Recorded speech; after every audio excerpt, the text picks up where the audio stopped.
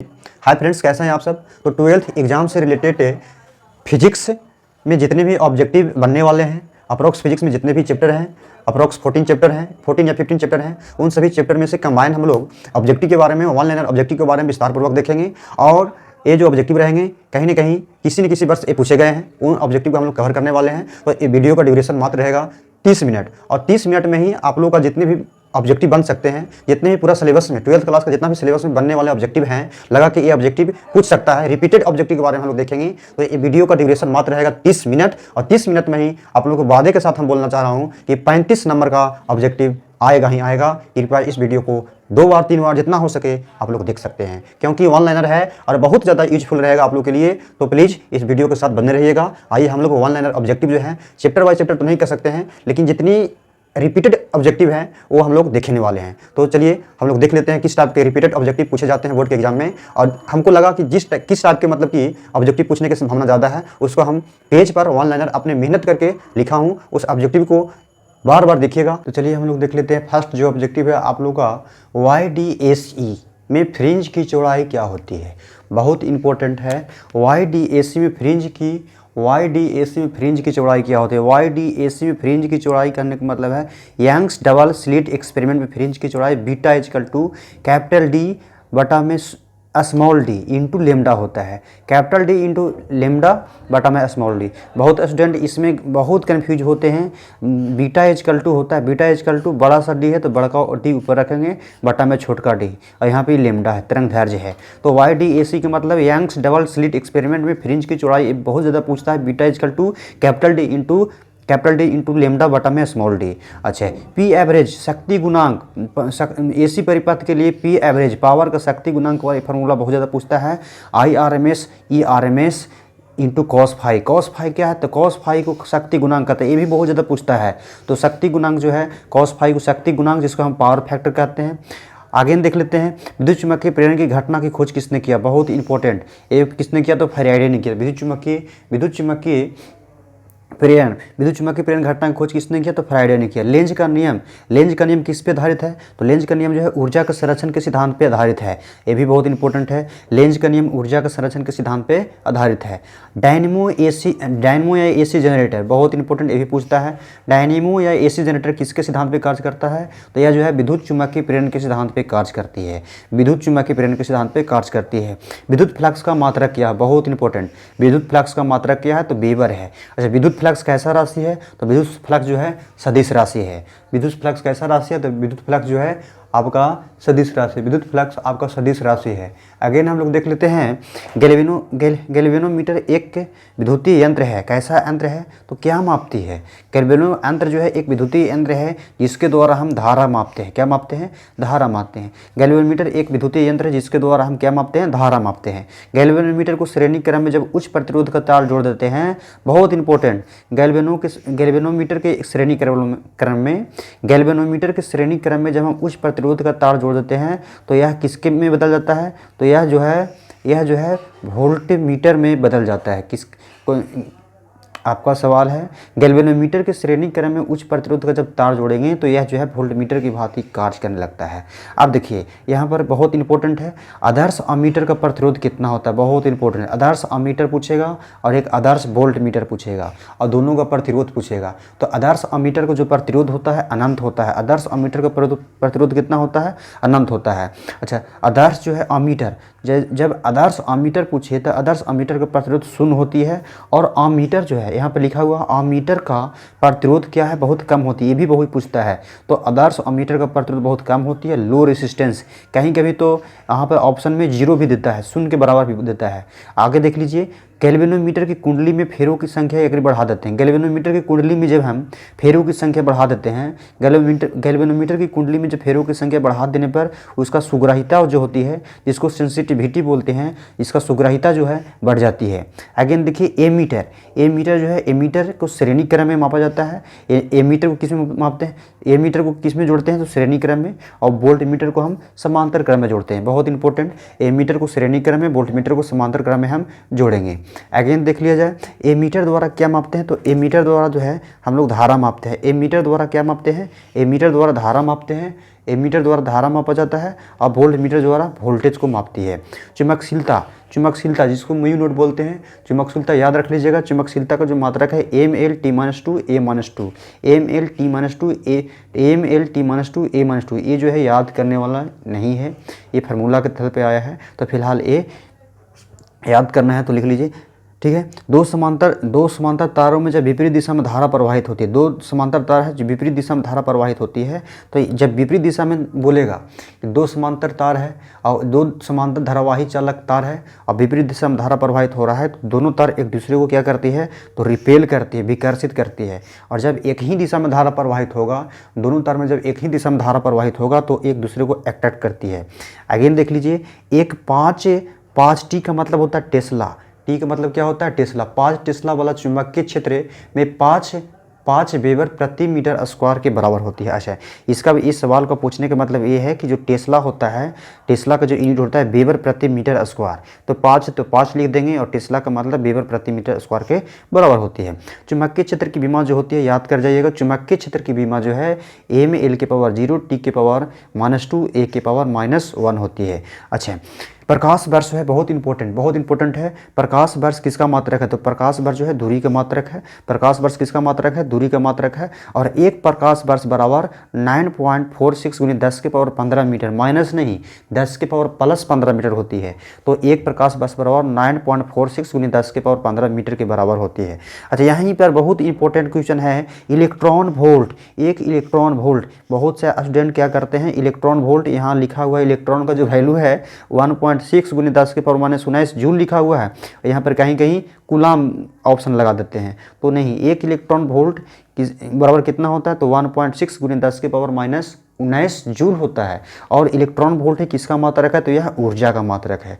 यह किसका मात्रक है, तो ऊर्जा का मात्रक है। अच्छा, यहीं पे एक और इम्पोर्टेंट क्वेश्चन है, 1 किलोवाट घंटा, 1 किलोवाट आवर पूछता है। 1 किलोवाट आवर में कितने जूल होते हैं, तो 3.6 × 10⁻6 जूल होता है, प्लस नहीं, प्लस होता है, प्लस, ठीक है।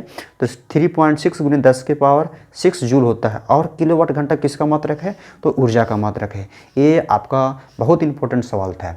अगेन हम लोग देख लेते हैं, अगेन तो इसमें फिलहाल अभी स्क्रीनशॉट लेना है तो ले सकते हैं। अगेन हम पेज की ओर बढ़ेंगे, तो चलिए आपका सवाल ये है, बहुत इंपॉर्टेंट सवाल है, इस पर भी विचार कीजिए कि मुक्त अवकाश पूछ रहा है कि मुक्त अवकाश यानी एप्सिलॉन नॉट का वैल्यू पूछ रहा है। यहाँ पर जो है आपका एप्सिलॉन नॉट का वैल्यू पूछ रहा है, जिसको फ्री स्पेस में प्रवैधता क्या होता है, तो एप्सिलॉन नॉट का जो वैल्यू होता है 8.85 × 10⁻12 फ्राइडे प्रति मीटर। क्या दिया हुआ है, फ्राइडे प्रति मीटर, या इसको कूलाम स्क्वायर प्रति न्यूटन मीटर स्क्वायर भी हम बोल सकते हैं, कूलाम स्क्वायर प्रति न्यूटन मीटर स्क्वायर भी बोल सकते हैं। अच्छा, आगे है आपका, अगेन जो आपका विद्युत क्षेत्र के लिए तीव्रता का समीकरण होता है। विद्युत क्षेत्र के लिए तीव्रता का समीकरण बोलेगा तो यहाँ पर KQ/R² भी होता है। इसके बदले हम K भी लिख सकते हैं, नहीं तो KQ/R², तो यहाँ पे 1/4πε0 KQ/R²। अच्छा, अगेन देख लीजिए, d फाई बराबर E.dA होता है, E.dA होता है, यहाँ गॉस के प्रमेय से आया है, तो d फाई बराबर E.dA होता है। और दोनों वेक्टर है, दोनों वेक्टर के यदि हम तोड़ेंगे तो यदि दोनों वेक्टर के डॉट प्रोडक्ट तोड़ते हैं तो AB cos थीटा के फॉर्म में EDA cos थीटा आता है, EDA cos थीटा आता है। अच्छा, यहाँ पर दिया हुआ है विद्युत फ्लक्स कैसा मात्रक है, पूछेगा विद्युतीय फ्लक्स कैसा मात्रक है, तो स्केलर क्वांटिटी यानी अदिश राशि है। विद्युतीय फ्लक्स जो है अदिश राशि है, यानी अदिश राशि स्केलर क्वांटिटी है। विद्युत फ्लक्स का मात्रक क्या होता है, तो विद्युत फ्लक्स का जो मात्रक होता है वोल्ट प्रति मीटर। विद्युत फ्लक्स का जो मात्रक होता है वोल्ट प्रति मीटर। विद्युत फ्लक्स का जो मात्रक होता है वोल्ट प्रति मीटर। अच्छा, यहाँ पर अगेन देखिए, अच्छा ये जो दिया गया है इसी का दिया हुआ है, इसका इस फॉर्म में हम लिख सकते हैं, इसका इस फॉर्म में लिख सकते हैं। अच्छा, यहाँ क्षेत्रफल सदिश के टर्म में लिखेगा तो इस टाइप के लिख सकते हैं, और इसमें मैग्नीट्यूड के टर्म में लिखेगा तो ऐसे, और इसी का वैल्यू यदि बोलेगा तो के यहाँ पर लिखा गया है। अगेन हम लोग देख लेते हैं विद्युत फ्लक्स का मात्रक, देख लीजिए वोल्ट मीटर होता है। आवेश का मात्रक क्या भाई, तो आवेश का जो मात्रक है कूलाम होता है। आवेश का मात्रक क्या होता है, कूलाम होता है। और कूलाम जो है आवेश कैसा राशि है, तो आवेश एक अदिश राशि है। आवेश को हम Q से डिनोट करते हैं, Q = IT होता है, Q = IT। अच्छा, आवेश का बीमा पूछेगा, आवेश का बीमा क्या होता है, AT होता है। आवेश का बीमा 80 और 1 इलेक्ट्रॉन बराबर 1.6 × 10⁻⁻19 कूलाम होता है, 10⁻⁻19 कूलाम होता है। अच्छा, 1 कूलाम में पूछेगा 1 कूलाम में कितने इलेक्ट्रॉन होते हैं, बहुत ही इंपॉर्टेंट है। 1 कूलाम में 6.25 × 10⁻18 इलेक्ट्रॉन के बराबर होते हैं। अच्छा, आवेश का समीकरण क्या होता है, आवेश का समीकरण पूछेगा, इसको क्वांटिजेशन ऑफ चार्ज भी बोलते हैं, आवेश का क्वांटिमीकरण भी बोलते हैं। तो Q = होता है +-Ne, Q = क्या होता है +-Ne। और यहाँ पर पूछेगा सवाल आपसे कि एन का वैल्यू संभव हो सकता है, जैसे 0 +-1 +-2 इस टाइप का सवाल पूछा जाता है। तो यहाँ पर ये याद रख लीजिएगा, बहुत इंपॉर्टेंट है। 1 कूलाम में 6.25 × 10⁻+18 इलेक्ट्रॉन होता है। अच्छा, समझने वाली बात यह है कि यहाँ पर क्या लिखा हुआ है, यहाँ पर लिखा हुआ लगाने पर यहाँ पर धनात्मक, यहाँ पर ऋणात्मक। देखिए इसमें क्या है, इसमें ट्रिक बैठाए हैं कि जब कांच की छड़ और रेशम के कपड़ों को आपस में लगड़ेंगे, जब कांच की छड़ और रेशम के कपड़ों को आपस में लगड़ेंगे तो कांच पर धनात्मक और रेशम के कपड़ा पर ऋणात्मक हो जाती है। जब बिल्ली की छड़ और प्लास्टिक की छड़ या एबोनाइट की छड़ को आपस में हम लगड़ेंगे तो बिल्ली की छड़ पर धनात्मक और प्लास्टिक या एबोनाइट पर हम ऋणात्मक हो जाती है। तो इसी प्रकार से उन्हीं कपड़ा पर धनात्मक और एम्बर या एबोनाइट या रबड़ या प्लास्टिक पर क्या हो जाती है, ये ऋणात्मक हो जाती है। अगेन बहुत इंपॉर्टेंट, बहुत यहाँ लिखा हुआ है गॉस थ्योरी। देख लीजिए यहाँ पे क्या लिखा हुआ है, गॉस थ्योरी। तो गॉस थ्योरी क्लोज सरफेस के लिए, गॉस थ्योरी किस तरह के सतह के लिए लागू होती है, तो गॉस थ्योरी जो है बंद पृष्ठ के लिए लागू होती है। गॉस का थ्योरी जो होती है बंद पृष्ठ के लिए लागू होती है। अगेन देख लीजिए, अगेन K = क्या होता है, तो K = 1/4πε0। इसका वैल्यू क्या होता है, तो 9 × 10⁻9 Nm² प्रति कूलाम स्क्वायर। तथा यहाँ पर एप्सिलॉन नॉट का वैल्यू पूछ रहा है, तो वही जस्ट बताए हैं, तो एप्सिलॉन नॉट का वैल्यू लिख दीजिएगा 8.85 × 10⁻12 कूलाम स्क्वायर प्रति Nm²। अच्छा, यहाँ पर बहुत इंपॉर्टेंट है, आवेश का रैखिक घनत्व क्या पूछा है, आवेश का रैखिक घनत्व लीनियर चार्ज डेंसिटी बोलते हैं। आवेश का रैखिक घनत्व को हम लीनियर चार्ज डेंसिटी बोलेंगे और इसको हम डिनोट करते हैं लैम्डा से। लैम्डा बराबर होता है Q/L। Q क्या है, आवेश है, L क्या है, लंबाई है, तो इसका फार्मूला बन गया लैम्डा = Q/L। Q का यूनिट 80 होता है, L का यूनिट L होता है, तो इसका डायमेंशन फार्मूला यदि पूछे कि लीनियर चार्ज डेंसिटी का डायमेंशन फार्मूला क्या होता है, ALT⁻⁻1। अच्छा, इसका यूनिट पूछेगा तो कूलाम प्रति मीटर। अच्छा, आवेश का क्या है, आवेश का पृष्ठीय घनत्व, इसको बोलते हैं surface charge density. Surface charge density को हम लोग सिग्मा से डिनोट करेंगे, सिग्मा बराबर QA होता है। और Q क्या है, तो आवेश है, इसका मात्रक कूलाम है, इसका मात्रक मीटर²। तो इसका यदि मात्रक पूछे तो कूलाम प्रति मीटर²। Dimension formula ALT⁻⁻1। अच्छा, आवेश का आयतन घनत्व क्या होता है, वॉल्यूम चार्ज डेंसिटी। तो वॉल्यूम चार्ज डेंसिटी को हम रो से डिनोट करते हैं, रो = QV होता है। अब इसका मात्रक पूछे तो कूलाम प्रति मीटर²। इसका डायमेंशन फार्मूला पूछे ALT⁻³ अगेन हम लोग कहते हैं ये पेज आप लोग को हो गया समाप्त। अगेन पेज की ओर बढ़ते हैं। एम्पियर का नियम बहुत इंपॉर्टेंट, एम्पियर का जो नियम है, एम्पियर का नियम देखिए, एम्पियर का जो नियम है, जो एम्पियर का नियम होता है, ये बंद लूप में जो होता है, ये बंद एक लूप है और उसमें जो है धारावाही किसी लूप में ऐसा लूप रहेगा और इस पृष्ठ से ऐसे धारा बहेगा। तो उससे यदि हम एक काल्पनिक लाइन ऐसे खींचे तो उसमें जो है धारा का मान अमाउंट करने के लिए ये एक एम्पियर का नियम दिया गया था, जैसे μ0 × I के बराबर है, μ0 × I के बराबर है। अच्छा, किसी धारावाही परिनालिका के अंदर विद्युत क्षेत्र बहुत इंपॉर्टेंट है, इसको याद कर जाइएगा। किसी धारावाही परिनालिका के अंदर विद्युत क्षेत्र का वैल्यू जो होता है B बराबर μ0 Ni। μ0 क्या है, Ni, μ0 Ni, B बराबर μ0 Ni। इसको एकदम रट जाना है। किसी वृत्ताकार धारावाही चालक के केंद्र पर, किसी वृत्ताकार धारावाही चालक के केंद्र पर एक वृत्ताकार है, इसके केंद्र पर कितना चुंबकीय क्षेत्र होगा, उसका मान होता है μ0 I/2R, μ0 I/2R, μ0 I/2R। इसको एकदम रट जाना है, ठीक है, क्योंकि अभी टाइम कम है, इसका डेरिवेशन तो हम लोग नहीं देखे, तो फिलहाल ऑब्जेक्टिव के तौर पर हम लोग देख रहे हैं, ठीक है। तो किसी क्षण चुंबक के अक्षीय और निरक्षीय बहुत इंपॉर्टेंट है, इसमें सब्जेक्टिव में 5 नंबर में ये प्रूव करने के लिए पूछता है, लेकिन फिलहाल ऑब्जेक्टिव के तौर पर हम लोग देख रहे हैं। किसी क्षण चुंबक के अक्षीय स्थिति में किसी बिंदु पर चुंबकीय क्षेत्र का मान और निरक्षीय स्थिति में चुंबकीय क्षेत्र का मान, ये बहुत इंपॉर्टेंट है, ये पूछता है। अक्षीय स्थिति वाला पूछेगा तो ये एक्सिस माने अक्षीय स्थिति में है, तो अक्षीय स्थिति में चुंबकीय क्षेत्र का मान होता है μ0/4π 2m/r3 और निरक्षीय वाला यदि पूछे तो ये परपेंडिकुलर है निरक्षीय, तो μ0/4π m/r² + L² 3/2 ये परपेंडिकुलर वाला है। अक्षीय वाला पूछेगा तो ये होगा, निरक्षीय वाला पूछेगा तो r² + L² 3/2 होगा। अच्छा, यहाँ पर दिया हुआ कुछ ये तो लिखा गया था, लाइट एयर, एक लाइट पर एयर प्रकाश वर्ष बराबर 9.46 × 10⁻15 मीटर होता है, 15 मीटर होता है। अगेन देख लीजिए E बराबर hν, ये एनर्जी का फॉर्मूला है, बहुत इंपॉर्टेंट है। E क्या है, यहाँ पर प्लांक कांस्टेंट दिए थे, ठीक है। E बराबर hν होता है और h क्या है तो प्लांक कांस्टेंट है और न्यू क्या है तो आवृत्ति है। अच्छा, वैल्यू ऑफ प्लांक कांस्टेंट यानी h का वैल्यू क्या होता है, तो 6.62 × 10⁻−34 होता है, 10 के पावर कितना होता है -34 और यहाँ जूल सेकेंड होता है, जूल सेकेंड, इसका यूनिट क्या होगा, जूल सेकेंड। अगेन देखिए आइंस्टीन का प्रकाश विद्युत समीकरण, आइंस्टीन का प्रकाश विद्युत समीकरण याद कर जाएगा, एच बराबर न्यू माइनस न्यू नोट बराबर 1/2 mv²। ये प्रकाश विद्युत समीकरण है, किसका है? तो आइंस्टीन का। अगेन देखिए ई बराबर एच न्यू होता है, अच्छा ई बराबर एच न्यू होता है और न्यू बराबर आपका होता है सी अपॉन लेमडा होता है। अतः यहाँ से ई बराबर लिख सकते हैं h c by lambda, E बराबर h c by lambda, E बराबर h c by lambda. Again देखिए ई बराबर mc², ये भी इक्वेशन है, ठीक है, एनर्जी का इक्वेशन है, तो ये आइंस्टीन ने दिए थे एनर्जी इक्वेशन, ठीक है, ई बराबर mc², ये बहुत इंपॉर्टेंट है, पूछता है। अगेन देख लीजिए डी ब्रोगली का वेवलेंथ फार्मूला, डी ब्रोगली के लिए वेवलेंथ जो फार्मूला होता है, डी ब्रोगली के लिए wavelength formula lambda equal to h/mc लिखा हुआ है, h/mc, या इसको हम ऐसे भी लिख सकते हैं, लेमडा इक्वल टू h बटा में m इंटू वी भी देता है, ठीक है, h बराबर lambda equal to h upon m v. अच्छा टी क्या है? तो अर्थ आयुकाल का है, ठीक है, अर्थ आयुकाल बराबर बहुत इंपॉर्टेंट पूछता है 0.693 अपॉन में लेमडा, ठीक है, अर्ध आयुकाल है, लेमडा क्या है? तरंगदैर्घ्य है, ये बहुत इंपॉर्टेंट है, ठीक है। यहाँ पर आवर्धन लिखा हुआ है, मैग्निफिकेशन जिसको बोलते हैं, आवर्धन बराबर HI अपॉन में H O। इसका मतलब ये हुआ कि इमेज का हाइट यानी वस्तु का हाइट, प्रतिबिंब का हाइट और वस्तु के ऊंचाई, प्रतिबिंब का हाइट और वस्तु के हाइट के अनुपात जो होता है आवर्धन कहलाती है, ये भी तो जानते हैं हम लोग 10th क्लास में पढ़े हैं। और m बराबर -v बटा में u होता है। एक देखिए लेंस की क्षमता बहुत इंपॉर्टेंट, ये 10th क्लास वाला है। लेंस की क्षमता का मात्रक क्या होती है? तो लेंस की क्षमता का मात्रक डायोमीटर होती है, लेंस की क्षमता का मात्रक डायोमीटर। और लेंस की जो फोकस दूरी हमेशा मापेंगे किसमें? मीटर में मापेंगे। अच्छा लेंस की क्षमता का फॉर्मूला क्या होता है? तो लेंस की क्षमता के जो होता है फोकस दूरी के व्युत्क्रम लेंस की क्षमता कहलाती है, इसको p से डिनोट करते हैं। अच्छा अस्लेन का नियम जो है, sine i upon sine r, पहले माध्यम का अपर्तनांक दूसरे माध्यम के सापेक्ष 1 u। अच्छा यहाँ पर कभी कभी ये भी पूछता है कि μ2 बटा में μ1 किसको डिनोट करता है? इस टाइप के फार्मूला देगा ए वाला, ठीक है, μ2 बटा में μ1, तो μ1 यहाँ पे 2 लिखना है। अच्छा जो है अपर्तनांक, प्रिज्म के लिए अपर्तनांक का जो फार्मूला याद कर जाइएगा, साइन लेमडा मिनिमम प्लस में ये जो है डेल मिनिमम प्लस में a/2 और साइन a/2। ये प्रिज्म के लिए अपर्तनांक का जो फार्मूला है ये याद कर जाइएगा, बहुत इंपॉर्टेंट है और ये 5 नंबर में भी प्रूव करने के लिए पूछता है। अगेन पेज हम लोग देख लेते हैं, आपका पेज क्या है? ये गतिशील आवेश पर बहुत इंपॉर्टेंट है, जो भी पेज आप लोग कराया जा रहा है बहुत इंपॉर्टेंट है, कृपया गौर से देखिएगा। गतिशील आवेश पर चुंबकीय क्षेत्र का बल का परिमाण कितना होता है? तो गतिशील, कोई आवेश गतिशील है तो उसके लिए बल का परिमाण जो होता है, चुंबकीय क्षेत्र बोल रहा है तो F बराबर Q into V cross V। दोनों वेक्टर है तो इसको हम अगर क्रॉस तोड़ेंगे तो क्यू वी भी साइन थीटा, देखिए यहाँ पे लिखा हुआ है क्यू वी भी साइन थीटा। अच्छा प्लांक नियतांक का वैल्यू तो हम अभी देख रहे हैं, बार बार देखिए 6.62 गुने 10⁻⁻34 जूल सेकेंड।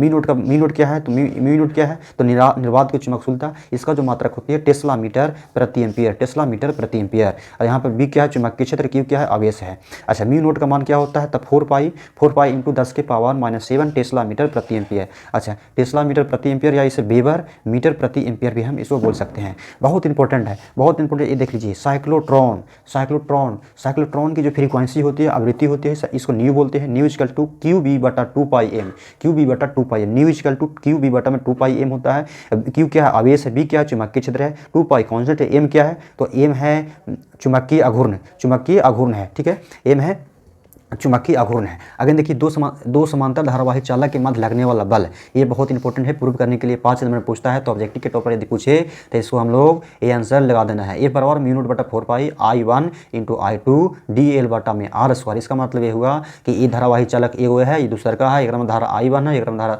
I2 है, बीच की दूरी यदि R है तो ये एक्सप्रेशन दिया गया है। दो धारावाही चालक के बीच लगने वाला बल एक दूसरे के समांतर है और एक ही दिशा में बल ऐसे लग रहा है, तो पीछे हम ऑब्जेक्टिव बताए हैं कि बल रिपेल करता है कि अट्रैक्ट करता है। आगे देख लीजिए लोरेंज बल बहुत इंपॉर्टेंट है। लोरेंज बल बराबर क्या होता है? लोरेंज बल का फॉर्मूला क्या है?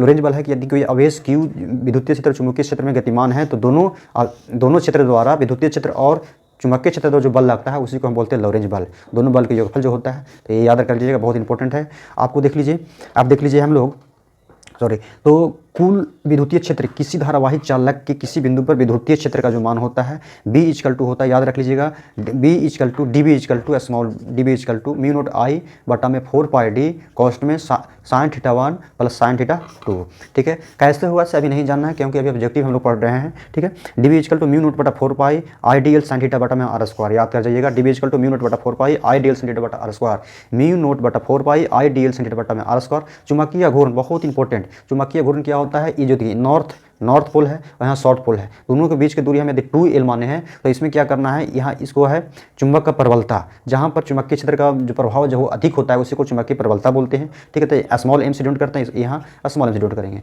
तो स्मॉल एम इंटू TL को हम बोलते हैं चुंबकीय आघूर्ण, मैग्नेटिक मोमेंट। क्या बोलेंगे, मैग्नेटिक मोमेंट। अगेन देख लिया जाए, यहाँ पर डेल है, क्या है, डेल है, del equal to tan inverse BV वटा में BH होता है, वर्टिकल वाला ऊपर में होता है, याद रख लीजिएगा, tan इनवर्स। अगर ये इनवर्स इधर आएगा तो tan क्या होगा, tan डेल हो जाएगा।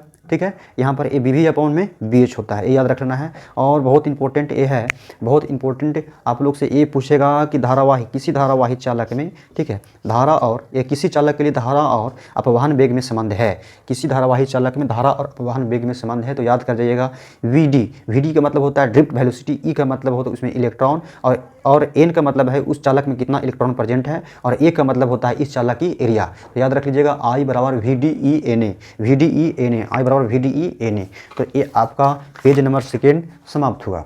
अगेन हम लोग देख लेते हैं वैद्युत क्षेत्र, बहुत इंपॉर्टेंट है वैद्युत क्षेत्र। इलेक्ट्रिक फील्ड का फार्मूला क्या होता है, E, और यह एक ऐसा क्वांटिटी है तो वेक्टर क्वांटिटी, इसीलिए उसके ऊपर तीर का चिन्ह लगाया गया है। ठीक है, तो E बराबर होता है F बटा में Q, इसका मात्रक पूछे तो F का न्यूटन और Q का कूलम, न्यूटन प्रति कूलम, इसका मात्रक न्यूटन प्रति कूलम। इसका डायमेंशन फार्मूला याद कर जाइएगा, क्योंकि A में L T-2 फोर्स का होता है, चार्ज है तो 80 हो जाएगा, तो ML T की पावर -3 और 1 की पावर -1। ठीक है, आगे देख लेते हैं विद्युत द्विध्रुव आघूर्ण, इलेक्ट्रिक डाइपोल मोमेंट P बराबर होता है, P बराबर Q इंटू 2R, यानी दोनों चार्ज के बीच में दूरी होता है। अच्छा, इसका यदि मात्रक पूछेगा कूलम मीटर होता है, इसका मात्रक क्या, देखिए कूलम मीटर हो गया। अच्छा, कूलम मीटर हो गया, इसका डायमेंशन फार्मूला ALT। अच्छा, ALT, इसका पूछेगा तो ALT हो जाएगा, अच्छा, गॉस का थ्योरी जो होता है phi equal to Q upon में एप्सिलॉन नोट, यहाँ पर ये भी लिख सकते हैं। ठीक है, यहाँ पर टोटल आवेश के रिप्रेजेंट कर रहा है, टोटल आवेश के। अगर देख लेते हैं किसी द्विध्रुव के अक्ष पर एक के स्थिति पर एक बिंदु पर लगने वाला विद्युत क्षेत्र क्या होता है, तो के अच्छी स्थिति पर पूछ रहा है, किसी द्विध्रुव है और उसके अक्ष पर कितना मतलब कि विद्युत क्षेत्र की लग रहा है, विद्युत क्षेत्र की तीव्रता का मान पूछ रहा है अच्छी स्थिति पर, तो के का मान 1/4 पाई एप्सिलॉन नोट, और 2p क्या है, यहाँ पर 2p देखिए, p क्या है, इलेक्ट्रिक डाइपोल मोमेंट बटा में R के, यहाँ पर देख लीजिएगा। अच्छा, ये बहुत इंपॉर्टेंट है, किसी गोले चालक के अंदर विद्युत क्षेत्र का जो मान होता है बहुत इंपॉर्टेंट है, किसी गोले चालक के अंदर विद्युतीय क्षेत्र का मान 0 होता है, क्योंकि उस चालक के अंदर आवेश प्रेजेंट नहीं होता है, इसलिए विद्युतीय क्षेत्र का वैल्यू 0 हो जाता है। गोले के अंदर विद्युतीय क्षेत्र का मान कितना होता है, 0 होता है। अब सतह पर पूछेगा तो KQ बटा में R स्क्वायर, अब गोले के सतह पर बाहर पूछेगा तो KQ बटा में R स्क्वायर, ये डिपेंड करता है कि इसका त्रिज्या कौन सा लिया गया है। ठीक है, सतह पर पूछेगा तो A, इसके अंदर पूछेगा तो R त्रिज्या वाले, इसके गॉसियन पृष्ठ के अनुसार देखा गया है। तो देख लीजिएगा, गोले के सतह पर पूछे तो KQ बटा में R स्क्वायर, गोले के अंदर पूछे तो 0 होता है। अच्छा, बहुत इंपॉर्टेंट है, किसी चालक गोले के अंदर विद्युतीय क्षेत्र का मान कितना होता है, तो याद रख लीजिएगा, KQ small r into capital R बटा में क्या हो जाएगा, R के Q।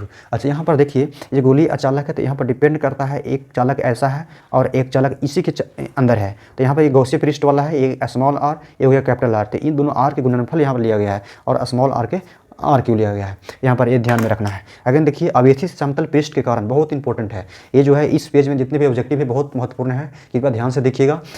आवेशित समतल परत के कारण वैद्युत क्षेत्र, ये चैप्टर फर्स्ट से ही है। आवेशित समतल परत के कारण, इस समतल पृष्ठ के कारण वैद्युत क्षेत्र का तीव्रता होता है E equal to sigma Y sigma upon 2 epsilon naught, इसको याद कर जाना है। अगर देखिए, अनंत रेखीय आवेशित तार के कारण वैद्युत क्षेत्र की तीव्रता बहुत इंपॉर्टेंट है, E equal to 2k lambda upon में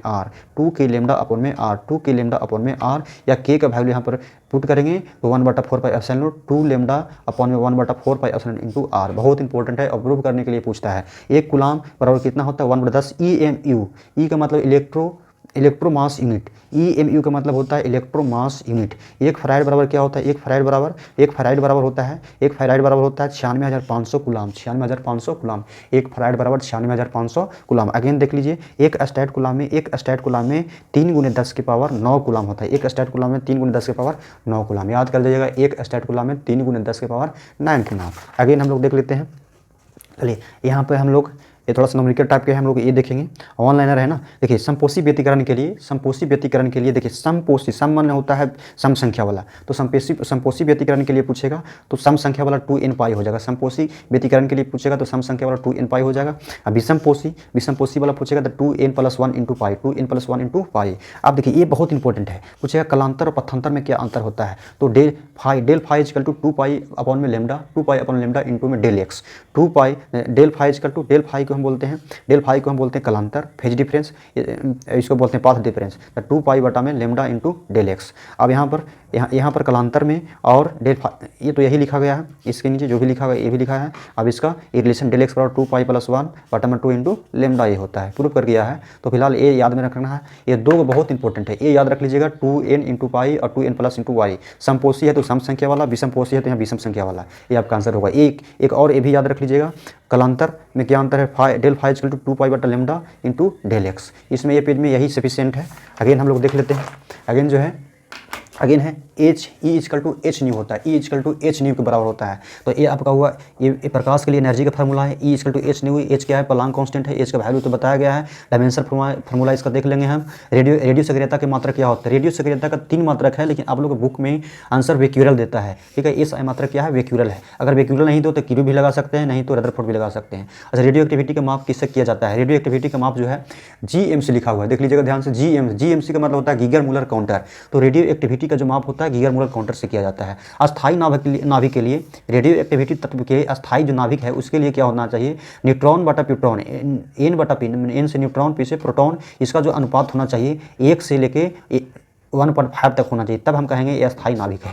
अच्छा, बीटा किरणें की प्रकृति कैसी होती है, बीटा किरणें की जो प्रकृति होती है ऋणात्मक होती है, यानी नेगेटिव होती है। बीटा किरणें की प्रकृति ऋणात्मक होती है, लेकिन अल्फा कणों की प्रकृति पूछे तो अल्फा कणों की प्रकृति जो होगी धनात्मक होगी। एक स्टेट गुलाम इसका देख लीजिएगा, इतना गुलाम होता है। अच्छा, यहाँ पर देखिए 50 माइक्रोफैराड धारिता वाले एक संधारित्र है जिसका भी है। अच्छा, इसको छोड़िए अभी, ये थ्योरी है, ठीक है। यहाँ पर देख लीजिएगा, इसका जो आंसर है इतना है, ठीक है, अभी टाइम कम है। अच्छा, यहाँ पर बहुत इंपॉर्टेंट है, पूरे एक चक्र के लिए प्रतिवर्ती धारा का मान, पूरे एक चक्र के लिए प्रतिवर्ती धारा का जो मान होगा 0 होगा, याद कर लीजिए। पूरे एक चक्र पूछेगा तो प्रतिवर्ती धारा का मान 0 होगा, लेकिन आधे साइकिल के लिए पूछेगा, आधे चक्र के लिए पूछेगा तो 2i नोट बटा में पाई। अब इसको यदि हम पॉइंट में पूछेगा तो आंसर इसको देना है, पॉइंट में पूछेगा तो 0.637 इंटू आई नोट ये देना है। अच्छा, LR परिपात के लिए प्रतिबाधा का फॉर्मूला होता है under root R square plus में ओमेगा इंटू एल स्क्वायर। अतः LR यहाँ पर XL भी लिखेगा तो आपका सही हो जाएगा। तो AC धारा के लिए परिपथ प्रभावित होती है। AC धारा में परिपथ जो होता है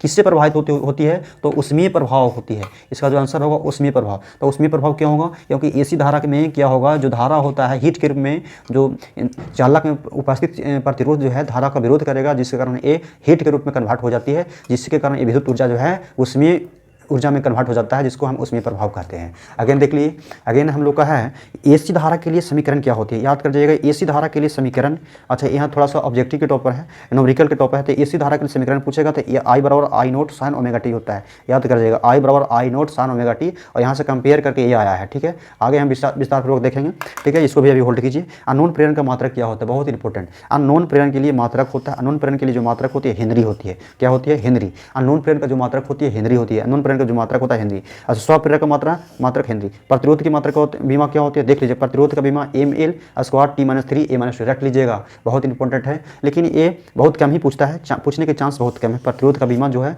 जनरली नहीं के बराबर पूछता है। अच्छा, एनर्जी बराबर होता है, ये स्वप्रेरक में जो होती है एनर्जी का फॉर्मूला 1/2 L इंटू आई स्क्वायर, 1/2 L इंटू आई स्क्वायर, और यहाँ से 1/2 यही लिखा गया है। अगेन देख लीजिए, प्रतिरोध का मात्रक क्या होता है, तो प्रतिरोध का मात्रक आप लोग जानते हैं, प्रतिरोध का मात्रक होता है ओम। प्रतिरोध का मात्रक ओम होता है। अच्छा, ये आप लोग का जो है बहुत इंपॉर्टेंट है, लेकिन ये पूछेगा नहीं, 5 नंबर में दिया गया था तो हम इसको लिख दिए थे। ये 2022 में पूछा है, 2022 में पूछा गया है, तो इस वर्ष नहीं पूछेगा, इस बार पूछेगा। AC धारा के लिए वर्गमूल मात्र, चलिए ये नहीं पूछेगा। अगेन हम लोग देख लेते हैं।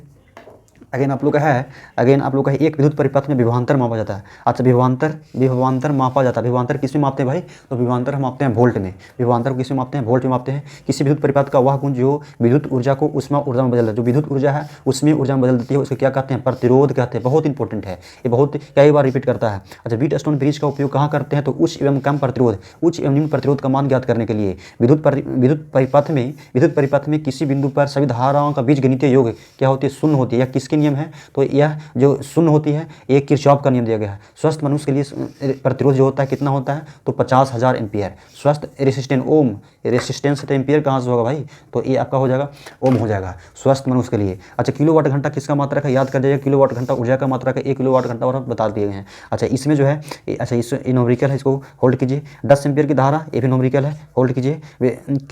किसी धारिता का मात्रक, अच्छा किसी चालक की धारिता लिखना चाहिए, गलती से लिखा गया, सॉरी। किसी चालक की धारिता का जो मात्रक होता है, चालक की धारिता का मात्रक फैराड होता है, और 1 फैराड बराबर 96,500, अभी जस्ट बताए हैं। चलिए एक सवाल यदि पूछे, 3 संधारित्र है जिनमें प्रत्येक की धारिता 80 है और इसको श्रेणी क्रम में जोड़ा गया और एक वैलेंट संधारित्र को हम जोड़ेंगे तो क्या होगा।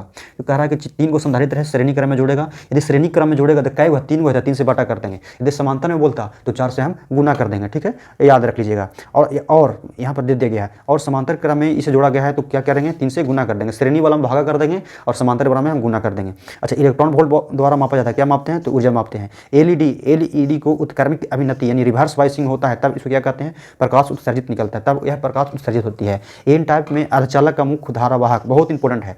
एन टाइप जो अर्धचालक है उसमें धारा प्रवाहित होने का मुख्य कारण जो है, धारावाहक होने का मुख्य कारण जो है इलेक्ट्रॉन। एन टाइप में याद रख लीजिएगा, एन टाइप में इलेक्ट्रॉन होता है, और पी टाइप में पूछेगा तो हॉल या वेबर होता है। पी टाइप में हॉल या वेबर होता है। डायोड किसके भांति कार्य करता है, तो डायोड जो है दृष्टिकारी यानी रेक्टिफायर की भांति कार्य करती है। डायोड जो है रेक्टिफायर की भांति कार्य करती है। अर्धचालक सेमीकंडक्टर की चालकता ताप बढ़ते हैं, ये बहुत इंपॉर्टेंट है, इसको वीवीआई कर लीजिएगा कि अर्धचालक की हम तापमान बढ़ाएंगे, टेम्परेचर हम बढ़ा देंगे तो इसका जो प्रतिरोधकता है यानी चालकता, कंडक्टिविटी जो है बढ़ जाती है, कंडक्टिविटी बढ़ जाती है, क्योंकि अर्धचालक और अर्धचालक के बीच में बॉन्ड टूटता है, तो बॉन्ड टूटने से इलेक्ट्रॉन को फ्री इलेक्ट्रॉन भागने लगते हैं, जिसके कारण धारा प्रवाहित होने लगता है। तो धारा प्रवाहित हो रहा है यानी कहने का मतलब चालकता, कंडक्टिविटी बढ़ जाती है। आगे देखिए, सेमीकंडक्टर की चालकता के कारण, सेमीकंडक्टर की जो चालकता है किसके किसके कारण हो सकता है, तो चाहे तो इलेक्ट्रॉन के कारण होगा और चाहे तो वीवर के कारण। इलेक्ट्रॉन होगा तो एन टाइप, वीवर या होल होगा तो पी टाइप। अच्छा, फोटोन की जो ऊर्जा होती है E = H × न्यू के बराबर होती है। यदि इस वीडियो के माध्यम से आप लोग को लगा कि कुछ हम आप लोग के लिए मेहनत किए हैं तो प्लीज़ वीडियो को लाइक, शेयर एंड सब्सक्राइब कर दीजिएगा, ताकि हम भी मोटिवेट होकर के नए से नए कंटेंट लाने की कोशिश करेंगे। Thank you.